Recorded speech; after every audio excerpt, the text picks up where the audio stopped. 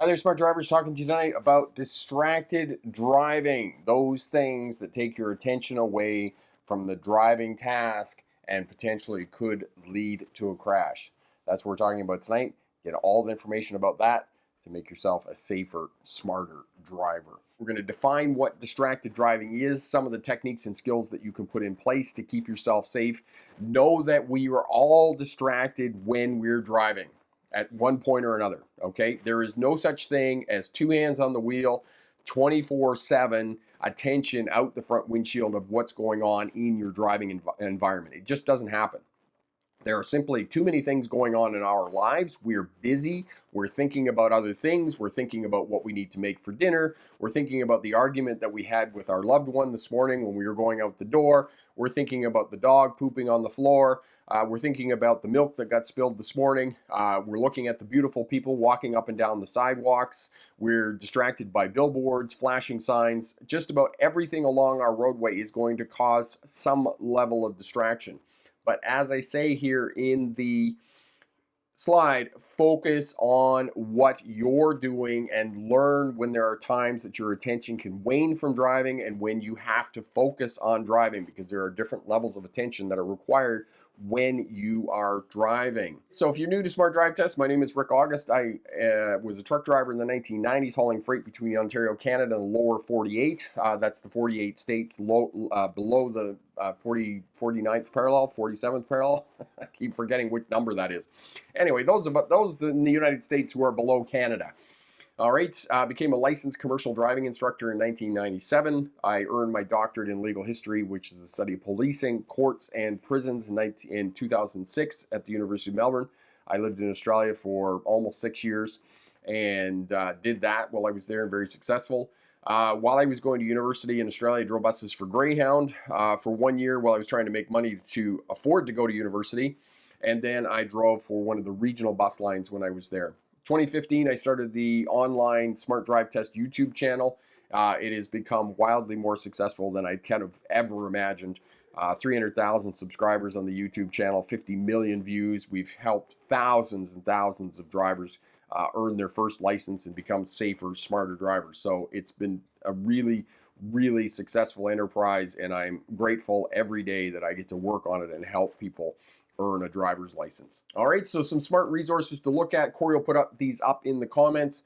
5 defensive driving skills. Have a look at that video, and as well, space invasion. Keep the space in front of your vehicle. Most of us live in very busy cities in Texas and Florida, Los Angeles, California. That's a city. California is a state. Minneapolis, Minnesota.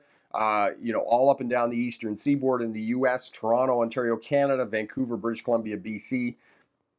British Columbia, BC. No, British Columbia, Canada. I didn't say that right. And you cannot control all the space on all 4 sides of your vehicle. You can only control the space in front of your vehicle at all times. Maintain that 3 to 4 second following distance. Stop in traffic so you can see the tires of the vehicle in front making clear contact with the roadway. That way you have time. Space gives you time. Time gives you options. Options prevent crashes and give you an out, because remember, there are 2 ways out of an emergency situation: braking and steering. Braking usually results in a crash because you cannot get the vehicle stopped fast enough. Steering, on the other hand, will often avoid a crash. However, you need some place in which to drive, and you need that space. If you don't have that space, you cannot steer out of an emergency situation. Know that. Keep your space. Most of us, when we think of distracted driving, we think of cell phones. That's all we think of, okay? It's pounded in the media. It's put forth that distracted driving is cell phones, the use of cell phones. And that is a very, very narrow definition of what distracted driving actually is. Anybody who has a car newer than 2015 is going to have a huge telematic screen in the middle of their dashboard. That telematic screen is incredibly distracting. I've had rental cars. I rented one in Spain. I rented one in Australia, and they have these telematic screens in the middle of the dashboard, and they are distracting. New cars that have 7 different versions of the instrument panel is distracting, okay? So the car itself is now becoming distracting. The roadway is distracting. The number of signs, the number of informational boards, the number of people walking around, people on bicycles, those types of things. All these things are distracting. So when you think of cell phones, don't think of distracted driving. Think of all the other things that are part and parcel of distracted driving. People eating in cars. Up until the 1980s, the 1990s, we did not have cup holders in cars. Now every car comes with a cup holder. Okay, eating, drinking in the car. All of this is part of distracted driving and the definition of distracted driving. I got ahead of myself instead of in terms of telematics, stereos, navigation systems, vehicle systems and accessories. All of this stuff is going to cause distractions. Figuring out where the cruise control is on the vehicle. On Tracy's Audi, for example, the cruise control is up underneath the steering wheel. It's distracting to try and use the cruise control because you don't know where it is. You can't find it. It's difficult to cancel the cruise control. Whereas in the Honda, the old buggy, it's right on the face of the steering wheel, okay? Also, all the newer cars now, you can turn the stereo up and down on the steering wheel. You can, what else can you do on the steering wheel? Adjust the cruise control, your steering assist, your what's it called? Cruise control, adaptive cruise control on the steering wheel. All of that is there. Your phone controls are all there as well, okay? And then trying to figure out a radio station on the telematic screen is crazy distracting, all right? So know that when you're driving a newer vehicle. If you have a newer vehicle and you haven't been in it for very long, take some time and figure out where things are so that you can reduce the amount of time that your attention is off the roadway when you're trying to change the radio station and those types of things. For example, get in your vehicle, take your stereo, and find your 5 favorite radio stations so that you can just push the button on it and you know where the button is to select that radio station. All right, even older stereos, all of these will do that for you to reduce distractions in the vehicle because it is distracting to figure out the next radio station if you're driving around and those types of things. All right, other road users, beautiful people walking up and down the roadways, drivers doing unpredictable things, accelerating quickly through an intersection, or distractions where somebody's driving 100 kilometers an hour or 60 miles an hour through a residential area, as they were last night when I was walking Stryker. They had to have been doing 60 miles an hour through the residential area. I was just like, okay, that's a bit dangerous, but they do that all the time in some of these thoroughfares that cut through a residential area. All right, strange things along the roadway can be distracting for sure. Lights at night. I can remember some years ago I was working with a student teaching him truck driving, and we were doing driving lessons at night, and there was some strange blue light. I think it was like neon blue lights that they had fastened to the undercarriage of the vehicle. And we were both kind of looking at it, and we were both kind of distracted by it. We were just like drawn into these blue lights on this car. And we both kind of looked at each other and went, well, that was a bit distracting. So there's many, many, many things that are going to take your attention away from the task of driving.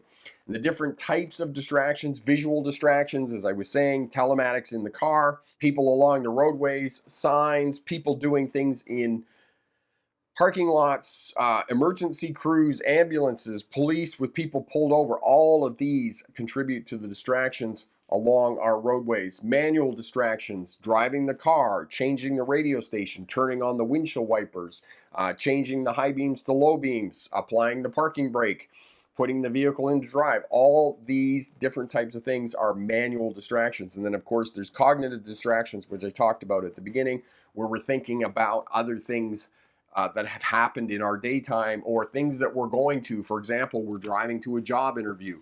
We're more concerned about what's going to happen in the job interview and whether we're going to answer the questions correctly so that we get the job, rather than having our full attention on driving. All right. Strategies to compensate for distractions when you're driving. Manage space well in front of your vehicle. Always, always, always have that 3 to 4 second following distance. That way, if your attention does wane, you've got that buffer of space in front of your vehicle.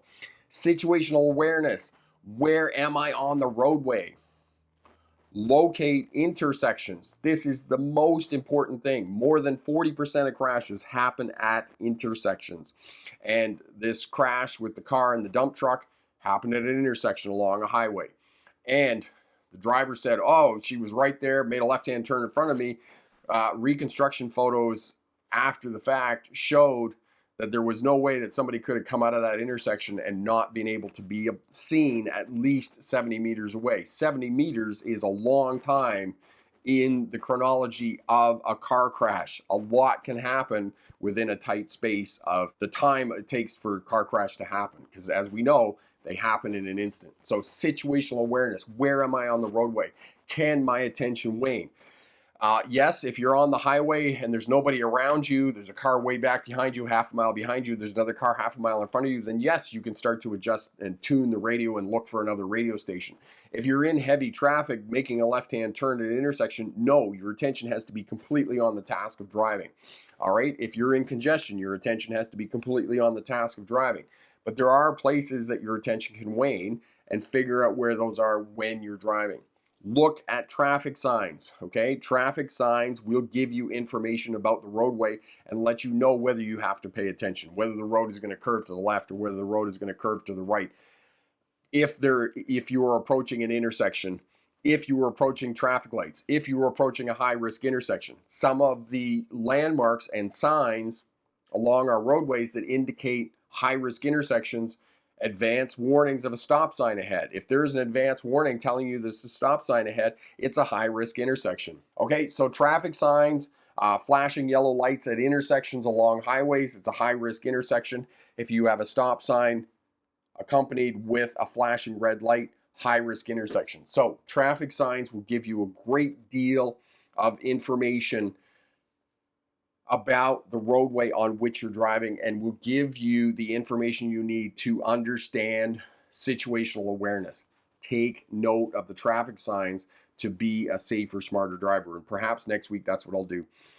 We'll do a presentation on traffic signs and the importance of traffic signs. Hands-free calling, okay? As Tim said here in the comments, I think he said audio, voice command. Yes, voice commands are getting better, okay? I retrofitted the buggy with a new stereo, and I have voice command on my phone, and I can just phone people. But again, I know that when I'm talking on my phone and I'm driving, even though I have hands-free, I'm still distracted. And they have done studies, I believe it was the American Automobile Association, and they have said there is no difference between hands-free and handheld phones about the level of distraction. And the only time, like, I keep my phone calls very brief when I'm talking on the phone, and I just hit the radio button, answer the call, talk on the call as little as possible, and then I hang up. But I know I'm distracted when I'm driving, so I pick my time. If I'm in heavy traffic or my driving needs my attention, I won't answer the phone. If you are using your phone for navigation, get yourself a phone holder. For years and years, I held out, and I probably didn't get one until about 3 years ago when I got a phone holder. It makes all the difference, okay? In my experience, I don't know, you can tell me in the comments whether you've had a magnet phone holder that works well for you. The first one I bought was a magnet phone holder. It didn't work. It only lasted about 8 months, and then the magnet stopped working and it wouldn't hold the phone anymore. So now I have one that has a cradle on it, and the phone actually sits in the cradle and you push the two sides together. That works much, much better. It holds the phone really well. And as far as navigation goes, I use my phone for navigation in the car as well. I find it is excellent. You set up the navigation in your phone before you get going, put it in the holder, and you just put it on audio and listen to it, and it will direct you, and it is really, really good, okay? If you get lost while you're navigating to some place that you haven't been before and you can't figure out where you're going and need some more directions, or need to study your phone or study a map or whatever you need to do, pull over someplace safe in a fuel station, ask for directions, those types of things. And when we were driving through Australia, there were a few times we got lost in Sydney and other places like that. One night, Dad actually kind of lost it. We'll just leave it at that. Started losing my mind because we went past the hotel at the airport in Sydney like 3 times before we finally got off in this kind of goofy little exit. But it happens, right? So stop, pull over someplace safe. If you've been driving for a while, we'd driven from Melbourne that day, so I've been driving for 10 or 12 hours. So I was pretty tired, but know that pull over someplace safe that you can look at the map, figure out where you need to go. All right, put your phone away. If you cannot stop looking at your phone, talking on your phone, texting while you're driving, just put it away. Put it in the trunk, someplace where you can't get a hold of it. Have stuff available if you're on a long trip, gum, drinks, food, all that sort of thing. Have somebody else in the vehicle. As I said, when we were in Australia and we had the car, my son was responsible for finding radio stations and putting information into the GPS. It was just not something that I was doing. I was driving on the other side of the road, and that was his responsibility to do all of that. Okay. Technology, cruise control, adaptive cruise control. If you have a newer vehicle, newer than 2015, it'll have adaptive cruise control. Set it for at least a 4-second following distance. That will be the middle setting. Okay, most adaptive cruise controls have 2 seconds, 4 seconds, 6 seconds. Set it for the 4-second following distance. Engage the lane assist as well. If you have lane assist on it, all of this is going to minimize distracted driving when you're out on highways. Use the technology that will help you out and keep you safe. All right, good luck on your driver's test, and remember, pick the best answer, not necessarily the right answer. If you're just tuning in, let us know where you're tuning in from. Let us know what class of license you're going for, how we can help you out. Roy is tuning in from Belton, Texas. Which part of the world? Yes, I mean, some people in Texas would think that it's the world. You know, bigger is better in Texas. Which part of Texas is Belton in, my friend? Rawson, is your 1998 Honda CR-V all-wheel drive? Yes, it is real-time four-wheel drive is what it's called, which is the early version of all-wheel drive. It's not all-wheel drive per se, but it is front-wheel drive for the most part, and when it detects wheel spin on the front, it will kick the back end in, is what that's called. It was an early version of the all-wheel drives. Real-time four-wheel drive is what it's called. 2 years ago now with the CR-V, the drive shaft, there's what's called universal joints. And universal joints allow two shafts to connect together, two spinning shafts, and the universal joints allow the two shafts to bend at angles. The universal joints are used on power takeoffs on farm machinery as well. And so they're in the drive shaft of your vehicle if you have rear-wheel drive. The universal joints went, right? And usually you can take the drive shaft out and replace the universal joints. And usually they go because they're not greased and those types of things. But of course, it's Honda in the late 1990s. Everything is sealed, so you don't have to grease it. And it turned out that you couldn't replace the universal joints on the drive shaft of the Honda, so I had to replace the entire drive shaft. They said to me, oh, you can just take it out, you can just drive it as front wheel drive. But I'm not that kind of person. I'm the kind of person that I want the buggy running up to full capacity as much as possible. And the full drive shaft was $1,200 to replace the drive shaft. Now, the nice thing about the new drive shaft is that the new drive shaft has replaceable universal joints, which made me kind of laugh, because I said, well, in another 10 years, I'll be able to just replace the universal joints rather than the entire drive shaft on the buggy. So Roy says that Belton is in Central Texas along Interstate I-35 there.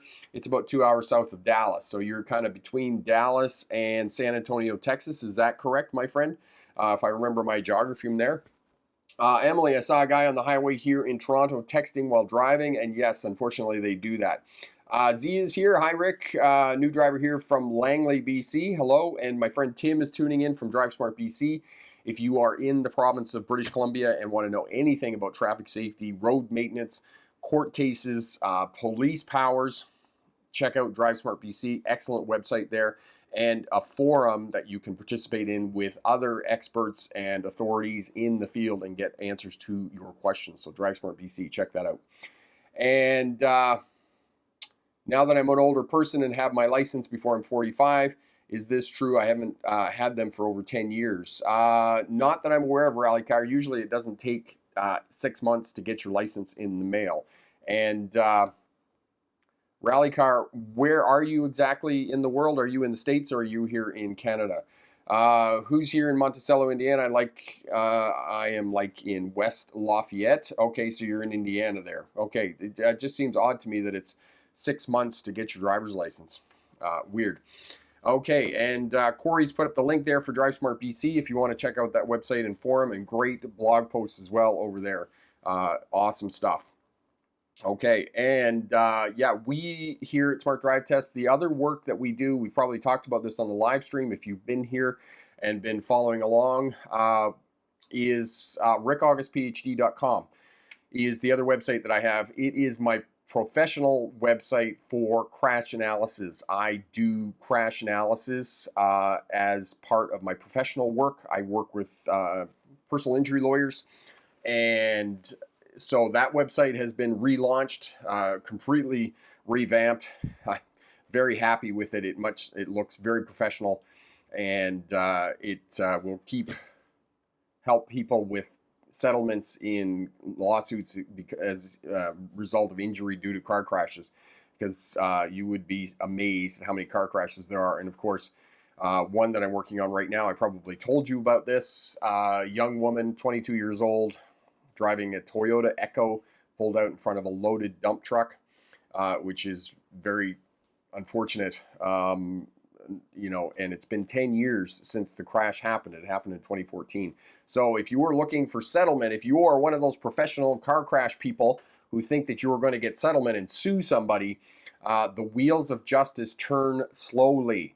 Know that, especially here in Canada. I don't know what it's like in the States, but here in Canada, the wheels of justice turn slowly. Most of the crashes that I work on are at least 3 to 5 years old.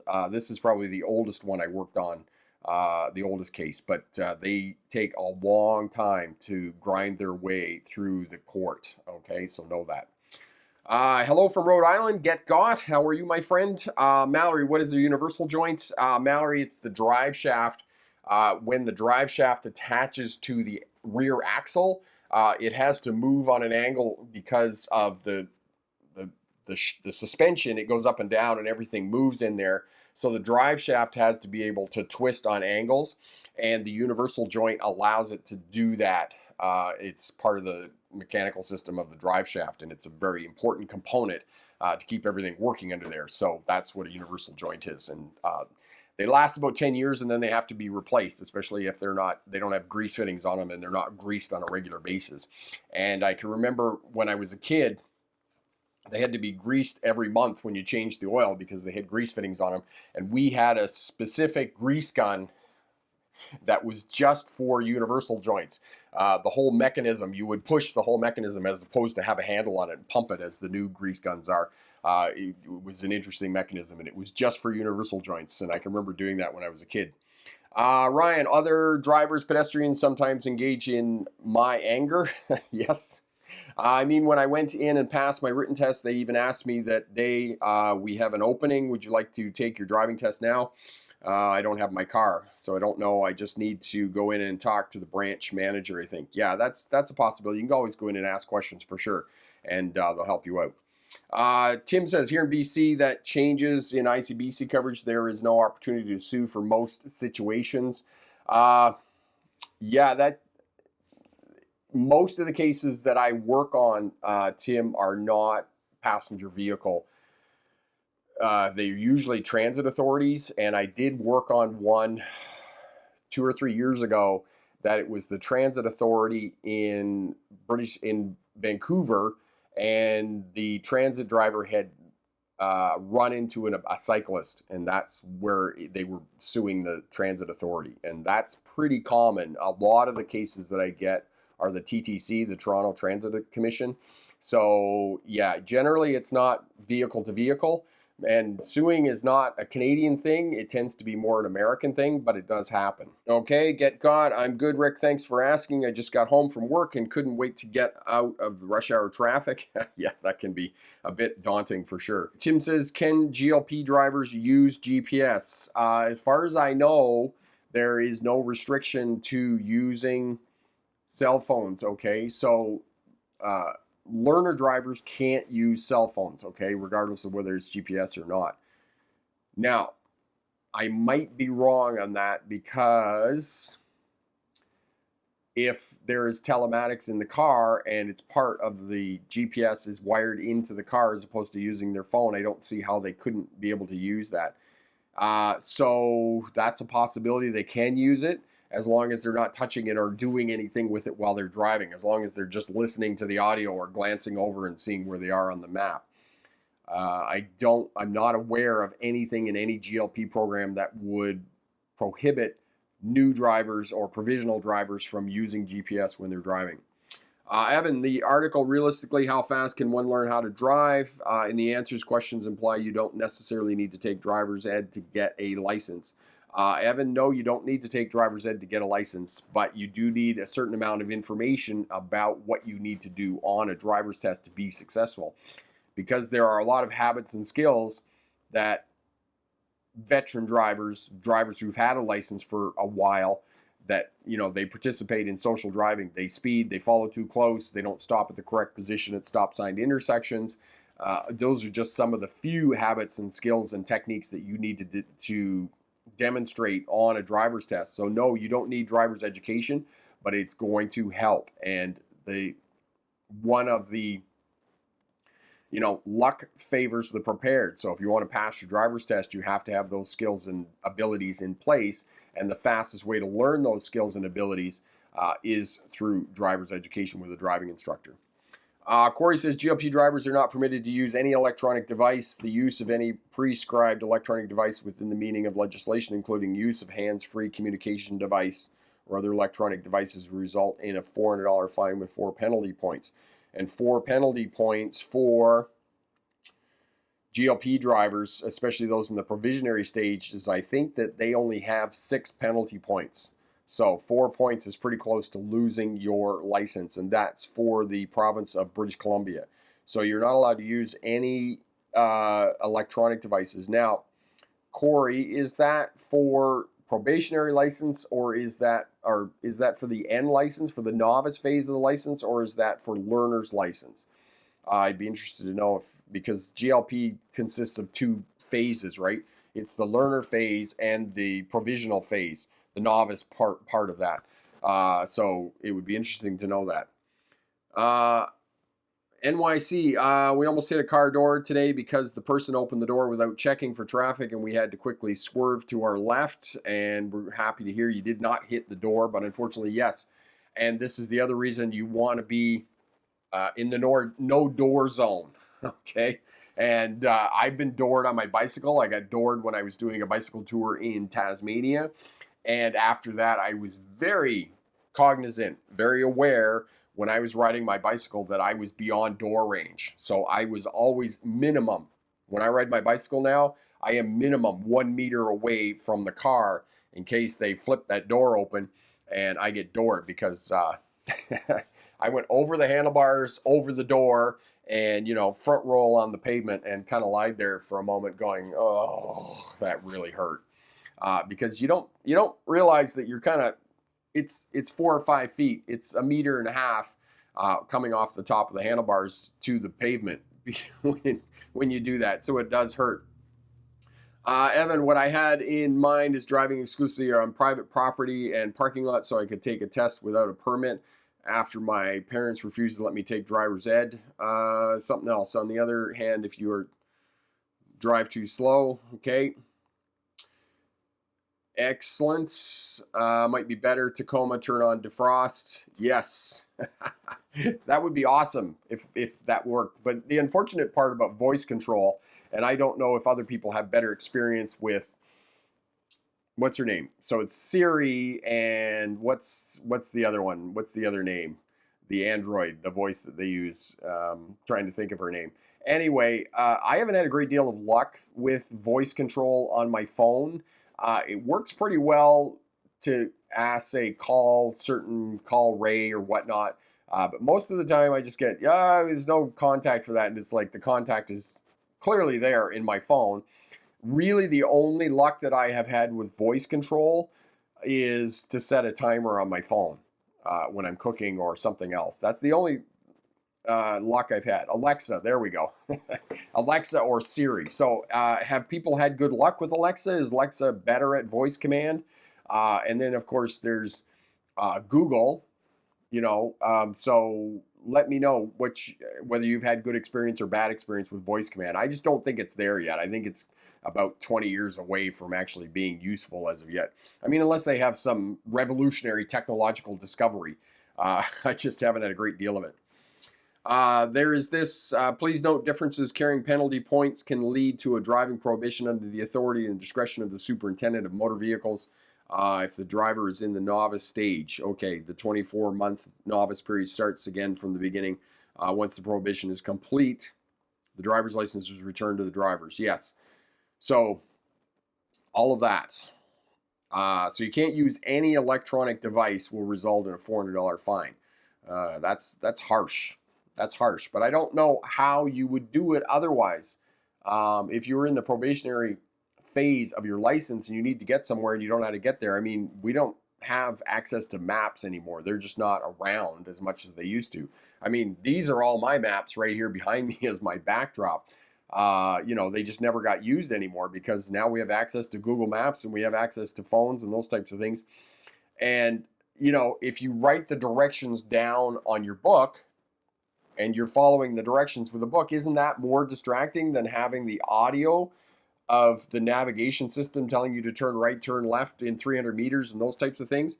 I would think that writing down step-by-step instructions of where you need to go would be much more distracting than having the audio on the navigation system. I mean, you're not technically using you're not using an electronic device. If you set it before you start driving and it's just running while you're driving, you're not really technically using it, because it comes down to, and maybe Tim can weigh in on this as well, is the definition of using an electronic device. What is the definition of using an electronic device? Is it actually physically touching it and using it? Or is it having it on while you're driving? So what's the definition of using an electronic device? Interesting. Marion, so I can't use the GPS at all if I'm stuck on the dashboard or the windscreen. Yeah, that was exactly what my question was, what Marion just asked. Same question. Okay. Carmen, do I teach driver's ed? I do teach driver's ed, but I only teach it online. I don't do any in-car stuff anymore. I'm just too busy with everything that I need to do. Running the YouTube channel, doing crash analysis and those types of things. No, I don't do in-car driver's education anymore. So yeah, that's where we're at. So driver's distraction. So again, smarter defensive driving. We've talked about this before. Social driving. This is the problem of driving, okay? It's not a matter of if somebody's going to cut you off. It's a matter of when somebody's going to cut you off. That's just a matter of course. Advanced communications. If you put the GPS on at the beginning of your drive and you don't touch it and it's just running, is that a distraction? As opposed to, you're driving along and you're trying to put in an address. That's obviously distracted driving. So there we go. So it's another one of those interesting things in traffic safety that doesn't lend itself to an easy definition. Crazy. Having the GPS preset before leaving and it is stuck and out of reach is a no-no. Yes, okay. So we'll have to, if Tim could send us that link, that would be really great, and we can move forward with that. Awesome. So smarter defensive driving, social driving. We all, everybody participates in social driving. Driving too fast, following too close, not coming to a complete stop at stop sign intersections. These are the problems you're facing with all the other drivers on the roadway. And as we know, driving is a social activity.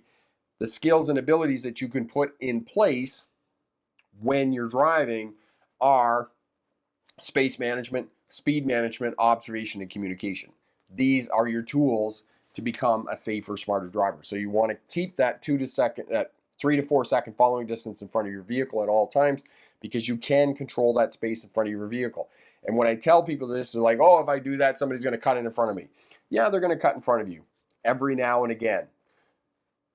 When they do that, you just reclaim your space in front of your vehicle and let them go and have their crash somewhere else. Okay? Stopping in traffic back one vehicle length from the vehicle in front of you.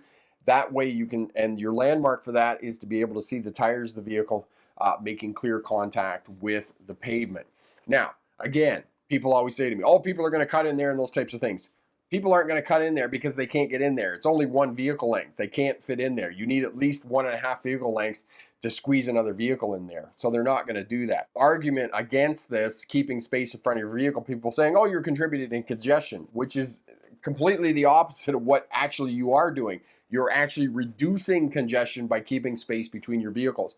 They have done studies, and you can Google it on YouTube, where they get vehicles going around in a circle and they're too close together, and eventually what happens is the whole circle of cars comes to a stop because one vehicle slows down for the vehicle in front because they're too close. There's no buffer of room there, and eventually the whole circle comes to a grinding halt.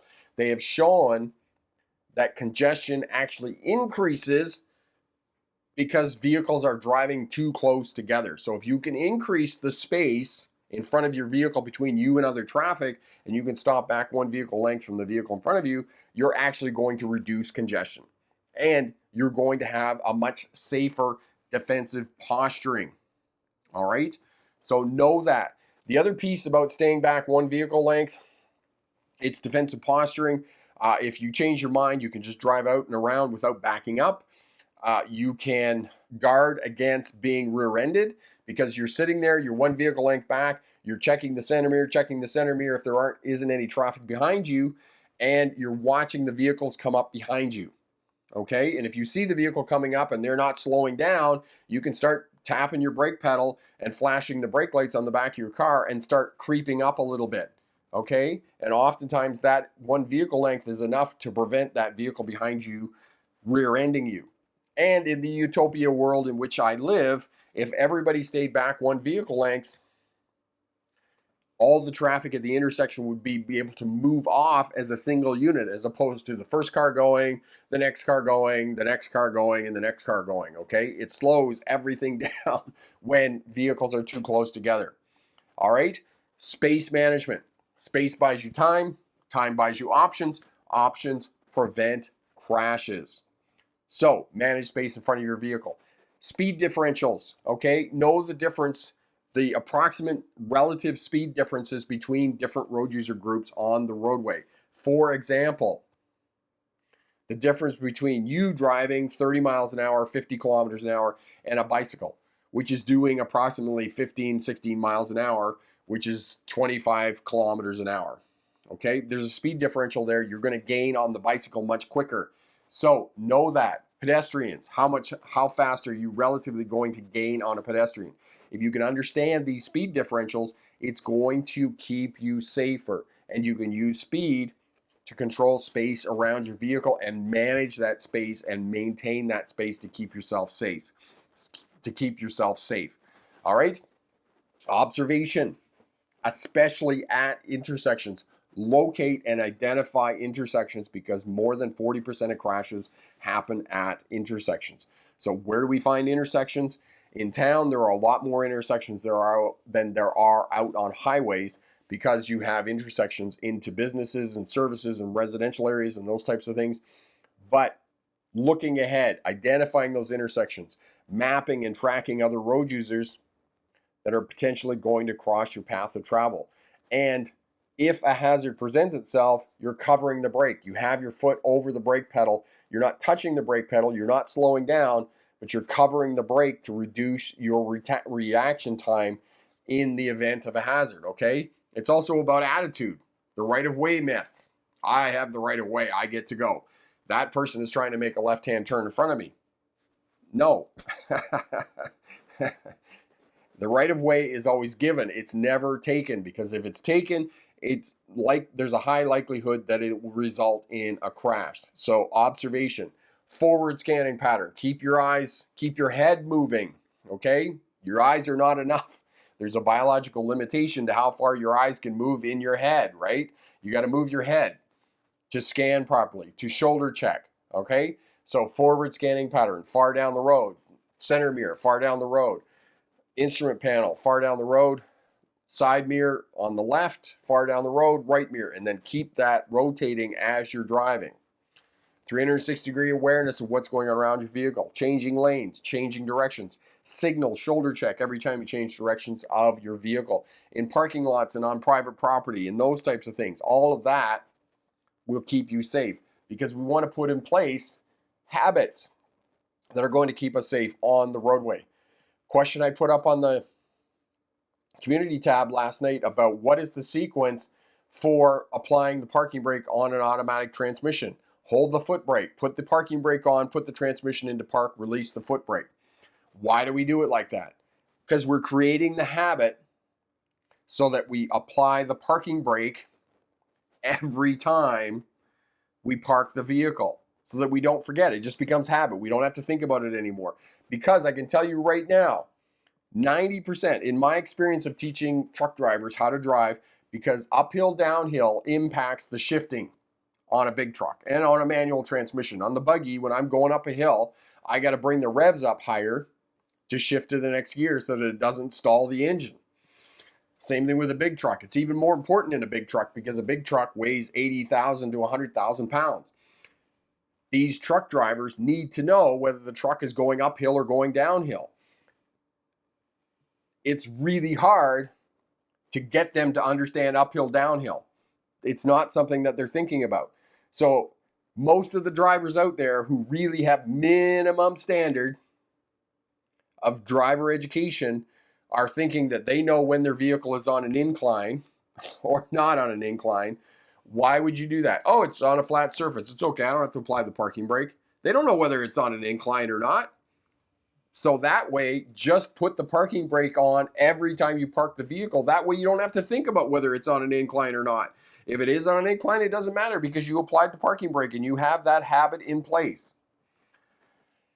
Signaling every time you change direction of the vehicle. Shoulder checking every time you change direction of the vehicle. You develop the driving habit that will keep you safe. And as I said, and I've said before in other live streams again and again and again, in our driving career, we're only going to have 3 or 4 crashes. If we're fortunate. If we're less fortunate, we're going to have more than that. Okay? So you're going to only have a crash every 15 to 17 years. So you are under the illusion and false impression that you're a good driver. What you're doing is great. It's probably not. So you want to put in habits that are going to keep you safe when you're driving. Not today, not tomorrow, not next month, 6 months from now, 4 years from now, 5 years from now, but in 7 years, it might save your bacon. So develop the driving habits that are going to keep you safe. Apply the parking brake every time you park the vehicle. Shoulder check, signal every time you change directions of the vehicle. It's going to keep you safe. The last one is communication. Position of the vehicle on the roadway communicates intent. If you're in the left-hand turning lane, there's a good chance that vehicle is going to turn left. If there's a pedestrian at the crosswalk, there's a good chance that that pedestrian is going to cross the roadway. Lights and signals. Eye contact. Hand gestures. Use all 5 fingers. Don't tell other people that they're number one when you're driving, okay? Especially post-pandemic. And it was interesting. I was sitting in the sauna yesterday and somebody else was talking about that people are more aggressive and more angry now in post-pandemic era. And maybe some of the smart drivers here on the channel comments, or you're watching on the replay, let us know. Have you noticed that people who are driving are much more aggressive than before the pandemic? Because I've heard that comment numerous times now that people are more angry, that are angrier after the pandemic. So, okay, lights and signals. And the last one, use your horn sparingly because it's seen as a sign of aggression when you're driving. So smarter defensive driving. Put those skills and abilities in place that are going to keep you safe when you're driving. Corey, the holder of a Class 7L novice driver's license but not use electronic devices while driving, period. No telephone calls, texting, iPod, GPS maps, okay? And Marion, that's not right. How are we supposed to find where you are going to a new place? All right. Nope. Sorry. Suffering from a senior moment. GLP drivers cannot use electronic devices. Okay. This is a relatively new change. It seems like official government page seems to suggest it's like checkout, complete ban, graduated licensing program. Mallory says she loves voice command so that I can do everything I need to do on my iPod and my phone. Voice command is great for those of us who can't see. Yes, and I'm sure that it is really, really awesome. I don't know, maybe you're using better tech than I have, Mallory, but I find that Siri's not super intelligent. A lot of times I'll say, like my brother, for example, and I have 3 or 4 phone numbers for my brother. I have like his work phone number, his home phone number, his mobile phone number, and I'll say phone John Hockey, who's my brother, and there is no contact listed for John Hockey in your phone. And I'm like, what are you talking about? He's in there everywhere. So it drives me a little bit crazy. Awesome. Keeping space in front of the vehicle. If the vehicle in front of me are going below the speed limit, passengers complain, which is frustrating. They'll totally agree with you keeping space if important. Yeah, Carrie, that's one of the advanced driving skills. If the person in front of you is driving below the speed limit, then you're trying to keep your space, right? But you're also trying to find an opportunity to pass them. I mean, fortunately, in many places where you live there in Minnesota, there's lots of multi-lane roads and those types of things. But if you're on a 2-lane highway and they're driving below the speed limit, you're also looking for an opportunity to try and pass them, which is something that you want to do, right? So, you know, it's like on one hand, okay, am I keeping my space? On the other hand, am I trying to take up that space so that I can find an opportunity to get past them and get going again, right? Because I want to drive the posted speed limit. Yes, I understand that frustration, and that is one of the challenges of driving well and keeping yourself safe on the roadway. Epic, my friend, here's another thing to consider. In some states, you are still required not to use electronic devices despite having a shorter phase from permit to road test when you're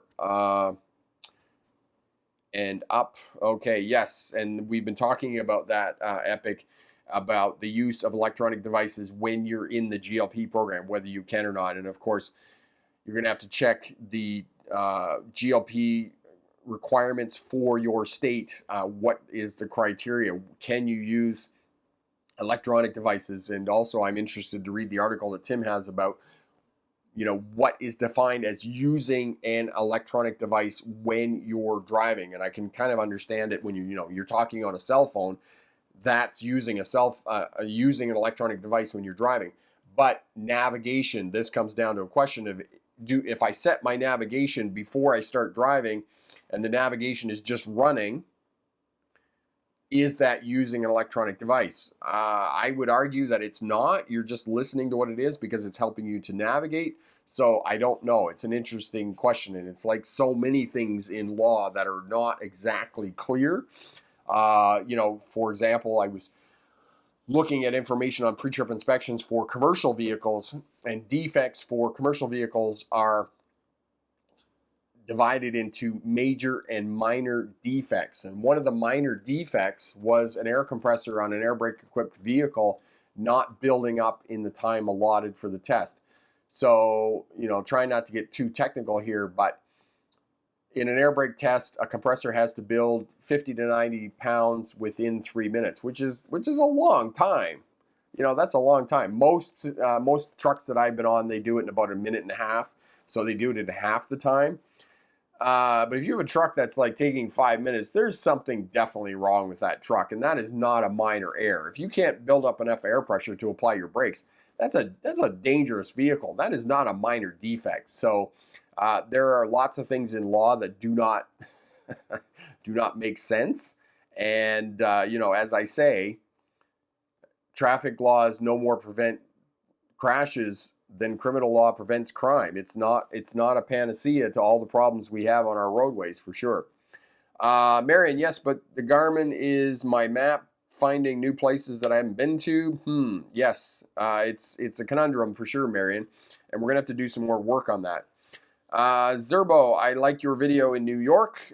Thank you for that. I'm glad it was helpful for sure. Yeah, Big Mac Sam and I did that video, and so glad that we were able to put it up and help people out there in New York to pass their driver's test for sure. So we got some information about electronic devices during the GLP program, whether you're in the learner's phase or you are in the provisional phase, which is the novice phase in many places. Other places in the world, like England, they call it the probationary phase, but novice and provisional phase are the same, which is the 2 years where you're driving by yourself, but you still have restrictions. No cell phone use, can't drive on certain highways. You can drive by yourself. You have less points when you're driving on the provisional phase. You can only have 6 points as opposed to, I think it's 15 for most fully licensed drivers. So if you get an infraction where you lost 4 points, and then you get a speeding ticket, for example, you lose another two points, and then you have to you lost your license, right? You have to wait 6 months or whatever the period of time is that you've lost your license, and then you have to start over again at the beginning of the 2 years before you can go and get your full license. Now, the other issue with this, not issue, but the other part of the system that hasn't quite worked out is that there are many people I know who simply drive around on their provisional license for years and years and years, like a decade or more. And they don't go and get their full license. They just keep driving around on their provisional license. They don't get any fines or anything like that. And it's really no different. There might be some impact on their insurance premiums without getting a full license, but they just don't go and get their full license because they don't want the hassle of going and preparing for another driver's test. So they just keep driving around on their N's or their P's.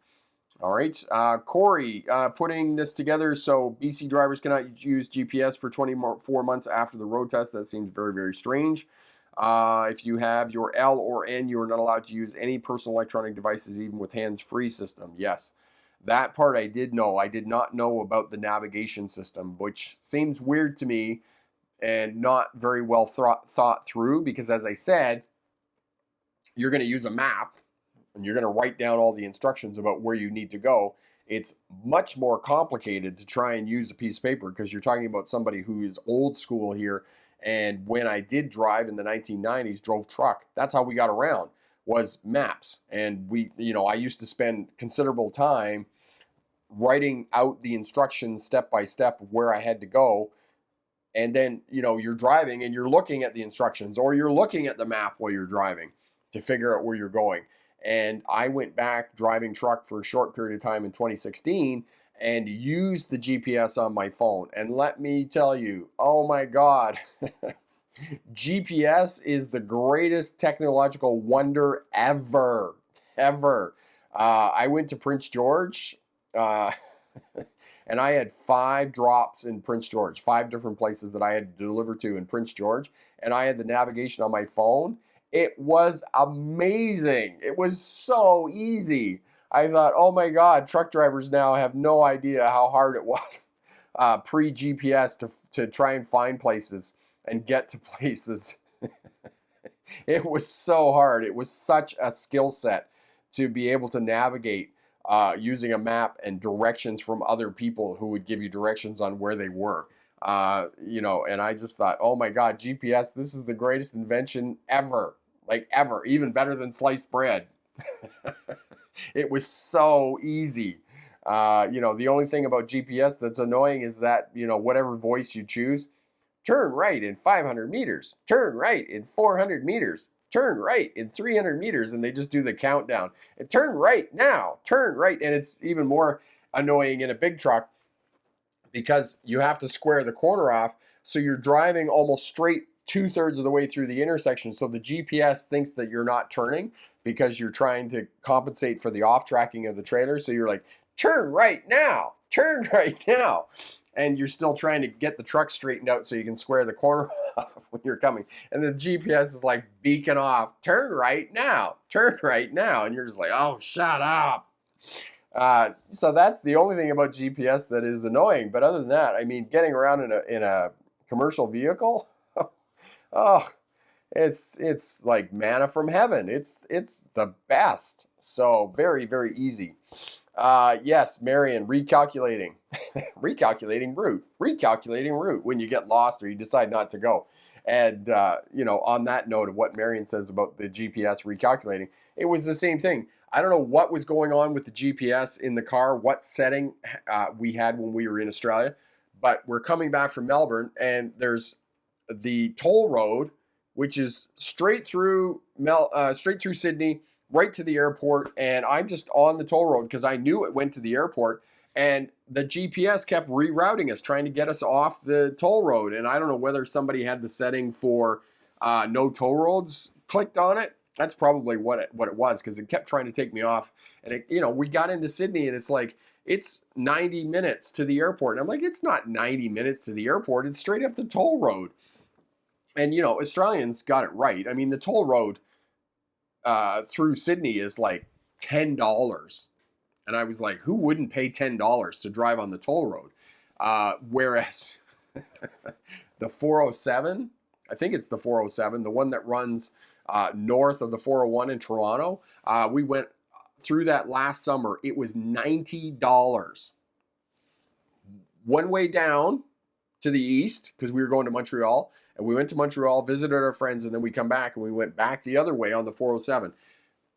One way east and one way west on the 407 was $90. I was like, yeah, for $90, I could sit on the 401 in traffic for an hour or so. I just, on principle of the craziness of how much that was, I refused to pay that toll. Like $10, $20, that I don't mind. But $90, that was just insane. That's like New York, George Washington tolls kind of stuff. Just insane. Mallory, I remember the days of maps. I now like GPS. Yes, I do. Absolutely. And the huge fine if a cop books me. There we go. Okay.